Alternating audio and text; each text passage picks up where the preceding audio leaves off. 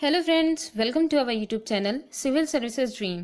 तो फ्रेंड्स, आज हम लोग जनरल स्टडी में इन्वायरमेंट के कुछ इंपॉर्टेंट क्वेश्चन डिस्कस करेंगे।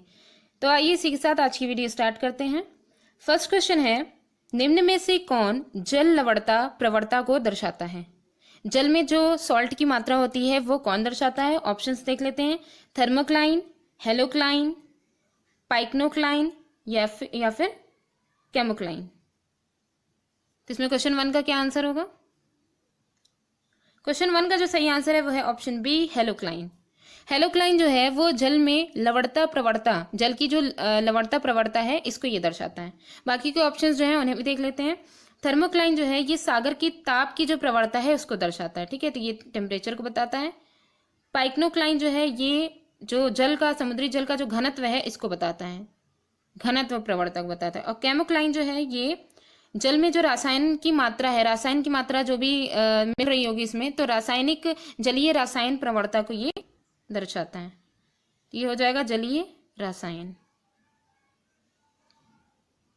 ठीक है। नेक्स्ट क्वेश्चन है क्वेश्चन नंबर 2। क्वेश्चन 2 में है, निम्न में से किससे जलवायु परिवर्तन का क्रायोजेनिक संकेत प्राप्त किया जाता है? ऑप्शंस हैं आइस कोर, जीवाश्मित पराग, वृक्ष वलय वृद्धि या फिर एवेपोराइट निक्षेप। तो क्वेश्चन 2 का जो सही आंसर है वो है option A, ice core. Ice core के द्वारा जलवायु परिवर्तन का क्रायोजेनिक संकेत प्राप्त किया जाता है। इसमें होता क्या है कि आइस कोर जो है उसकी पिघलने से जलवायु परिवर्तन का क्रायोजेनिक संकेतांक प्राप्त किया जाता है, ठीक है, कि जब आइस कोर पिघलने लगती है तो ये पता चल जाता है कि कोई कुछ ना कुछ जलवायु में परिवर्तन हो रहा है। नेक्स्ट क्वेश्चन है क्वेश्चन नंबर 3। क्वेश्चन 3 में है, निम्न में से कौन प्रवाल निरंजन में सर्वाधिक महत्वपूर्ण कारक है? कोरल निरंजन में सर्वाधिक महत्वपूर्ण कारक कौन सा है? सभी इफेक्ट डालते हैं लेकिन सबसे ज्यादा इफेक्ट कौन डालता है? तो ऑप्शंस देख लेते हैं। प्रवाल शैलों का खनन, प्रवाल रोगों का फैलना, सागरीय जल में अवसादों का जमाव या फिर वैश्विक ऊष्मन। तो क्वेश्चन 3 का जो सही आंसर है वो है ऑप्शन डी, वैश्विक ऊष्मन, ग्लोबल वार्मिंग। ग्लोबल वार्मिंग जो है इसके कारण प्रवाल निरंजन में सर्वाधिक, ये जो है कोरल निरंजन जो है उसका सर्वाधिक ये महत्वपूर्ण कारक है। कैसे है? क्योंकि ग्लोबल वार्मिंग की वजह से समुद्री जल जो है, ग्लोबल वार्मिंग के कारण समुद्री जल जो है उसका ताप बढ़ने लगा है, जिसके कारण प्रवाल भित्ति, कोरल भित्ति जो है उसका विनाश होने लगता है, ठीक है। समुद्र का ताप जैसे ही बढ़ता है उसका विनाश होने लगता है। तो इसी वजह से वर्तमान समय में लगभग 1/3 प्रवाल भित्तियों का अस्तित्व ताप वृद्धि के कारण संकट में पड़ गया है, ठीक है। इसी वजह से जो सबसे ज्यादा इफेक्ट डालने वाला जो है महत्वपूर्ण कारक जो है वो वैश्विक ऊष्मन यानी ग्लोबल वार्मिंग है। नेक्स्ट क्वेश्चन है क्वेश्चन नंबर 4। क्वेश्चन 4 में है, निम्न में से किस आर्थिक सर्वेक्षण में पहली बार धारणीय विकास जलवायु परिवर्तन का नवीन अध्याय जोड़ा गया था? ऑप्शंस हैं 2004-5, 2011-12, 2012-13 या फिर 2013-14। क्वेश्चन 4 का जो सही आंसर है वो है ऑप्शन बी, 2011-12। 2011-12 का जो आर्थिक सर्वेक्षण हुआ था, इकोनॉमिक सर्वे, उसमें पहली बार धारणीय विकास जलवायु परिवर्तन का नवीन अध्याय जोड़ा गया था, ठीक है। कब? 2011-12 में। नेक्स्ट क्वेश्चन है क्वेश्चन नंबर 5। क्वेश्चन 5 में है, भारत की जलवायु परिवर्तन पर प्रथम राष्ट्रीय क्रिया योजना प्रकाशित हुई। ऑप्शंस हैं 2008 ईस्वी में, 2012 में, 2014 में या फिर 2015 में।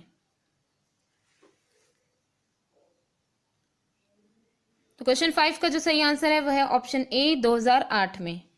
भारत की जलवायु परिवर्तन का जो राष्ट्रीय कार्य योजना है उसका शुभारंभ वर्ष 2008 में किया गया था, जो कि तत्काल जो प्रधानमंत्री थे मनमोहन सिंह के द्वारा ये किया गया था, ठीक है। इसका मेन उद्देश्य ये था कि जनता के प्रतिनिधियों, सरकार की विभिन्न एजेंसियों, वैज्ञानिकों, उद्योग और समुदायों को जलवायु परिवर्तन से उत्पन्न होने वाले जो खतरे हैं और इससे मुकाबला करने के उपायों के बारे में जागरूक करना है। नेक्स्ट क्वेश्चन है क्वेश्चन नंबर 6। क्वेश्चन 6 में है, उर्वरक के अत्यधिक प्रयोग से होता है। फर्टिलाइजर्स का जब ज़्यादा प्रयोग हो जाता है तो उससे क्या होता है? जल प्रदूषण, मृदा प्रदूषण, वायु प्रदूषण या फिर उपर्युक्त सभी। तो क्वेश्चन 6 का जो सही आंसर है वह है ऑप्शन डी, उपर्युक्त सभी। यानी उर्वरकों के अधिक जब इनका प्रयोग होता है तो इससे मृदा, जल, वायु तीनों प्रकार के प्रदूषण होते हैं। अब यहाँ पे है कि जल और मृदा प्रदूषण तो हमें पता है, लेकिन वायु प्रदूषण इसे समझ लें। उर्वरकों का जब प्रयोग होता है मृदा में होता है, ठीक है, और मृदा पर फसलों की सिंचाई की जाती है, जिसके वाष्पीकरण के फलस्वरूप यही जो प्रदूषक हैं ये वायु में पहुंच जाते हैं। अतः उर्वरक के अत्यधिक प्रयोग से मृदा, जल एवं वायु तीनों प्रकार के प्रदूषण होते हैं। नेक्स्ट क्वेश्चन है क्वेश्चन नंबर 7। क्वेश्चन 7 में है, निम्नलिखित में से कौन कृत्रिम पारिस्थितिक तंत्र है? मैनमेड पारिस्थितिक तंत्र कौन सा है? ऑप्शंस हैं धान का खेत, वन, घास का मैदान या फिर झील। क्वेश्चन 7 का जो सही आंसर है वो है ऑप्शन ए, धान का खेत। धान का खेत कृत्रिम पारिस्थितिक तंत्र होता है क्योंकि इसमें प्राकृतिक रूप से जो जैव विविधता है वो नहीं पाई जाती है, जबकि जो वन है, झील है और घास के मैदान है, इन सब में प्राकृतिक पारितंत्र के ये सारे जो है उदाहरण में प्राकृतिक रूप से जो है इसमें जैव विविधता पाई जाती है। नेक्स्ट क्वेश्चन है क्वेश्चन नंबर 8। क्वेश्चन 8 में है, खाद्य श्रृंखला यानी फूड चेन में मानव है, मानव किस इसमें स्थिति में आते हैं? ऑप्शंस हैं एक निर्माता है, केवल प्राथमिक उपभोक्ता है, केवल द्वितीयक उपभोक्ता है या फिर प्राथमिक तथा द्वितीयक दोनों ही उपभोक्ता हैं।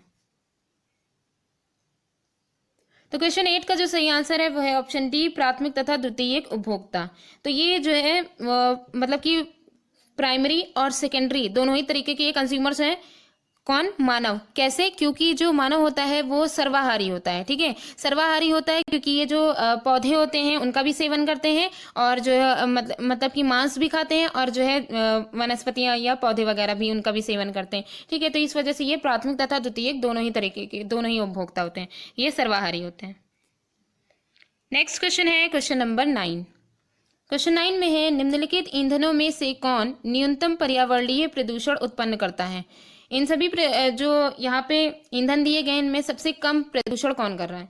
ऑप्शंस हैं हाइड्रोजन, डीजल, मिट्टी का तेल या फिर कोयला। क्वेश्चन 9 का जो सही आंसर है वो है ऑप्शन ए, हाइड्रोजन। हाइड्रोजन जो है ये एक ऐसा ईंधन है जो न्यूनतम पर्यावरणीय प्रदूषण उत्पन्न करता है। कैसे? वर्तमान समय में परंपरागत ऊर्जा स्रोतों के साथ हाइड्रोजन सेल का प्रयोग भी ऊर्जा उत्पादन तथा अधिक दूरी के वाहनों में किया जाता है। मतलब कि जो अधिक दूरी जो तय करने वाले जो वाहन हैं उनमें हाइड्रोजन सेल्स का यूज किया जाता है, जो जीवाश्म ईंधन के मुकाबले कम प्रदूषण करता है। विकल्प में बाकी जितने भी दिए गए हैं उन सब से जो प्रदूषण जो है ये कई गुना अधिक प्रदूषण करते हैं। नेक्स्ट क्वेश्चन है क्वेश्चन नंबर 10। क्वेश्चन 10 में है, निम्न में से कौन सा तंत्र सही सुमेलित नहीं है? ऑप्शंस इसमें दिए गए हैं कि ग्रीन हाउस गैसेस दी गई हैं और दूसरी तरफ उनके स्रोत दिए गए, तो इसमें से कौन सा सही सुमेलित नहीं है इसे हम लोग देखते हैं। तो पहले देखते हैं इसमें, देखिए क्या है। Carbon dioxide thermal power station, chlorofluorocarbon automobile, nitrous oxide जलमग्न धान के खेत, सल्फर डाइऑक्साइड ईंट के भट्टे। तो इसमें कौन सा सही सुमेलित नहीं है? तो क्वेश्चन 10 का जो सही आंसर है वो है option B, chlorofluorocarbon automobile. Chlorofluorocarbon जो है उसका स्रोत ऑटोमोबाइल्स नहीं है, ठीक है, गाड़ियों से ये नहीं निकलता, बल्कि जो गाड़ी यानी ऑटोमोबाइल्स जो हैं उनसे निकलने वाली जो गैसें हैं उनमें मुख्य स्रोत जो है वो कार्बन मोनोऑक्साइड का है और लेड का है, ठीक है, वो मुख्य रूप से निकलती हैं। बाकी जो क्लोरोफ्लोरोकार्बन है वो रेफ्रिजरेटर से निकलती हैं या फ्रिज गैस होती है या एयर कंडीशनर वगैरह, ये इसका स्रोत है, वहाँ से ये CFC निकलती हैं, ठीक है। तो इसमें बाकी जितने भी दिए गए हैं जैसे कार्बन डाइऑक्साइड ये थर्मल पावर स्टेशन से निकलने वाले धुएं में ये उपस्थित होती है, नाइट्रस ऑक्साइड जलमग्न धान के खेत से निकलती है, सल्फर डाइऑक्साइड जो है वह ईंट की भट्टे से जो गैसें निकलती हैं उनमें जो है सल्फर डाइऑक्साइड की भी मात्रा होती है, ठीक है। तो आज की वीडियो हमारी यहीं पर ही एंड होती है। Thanks for watching.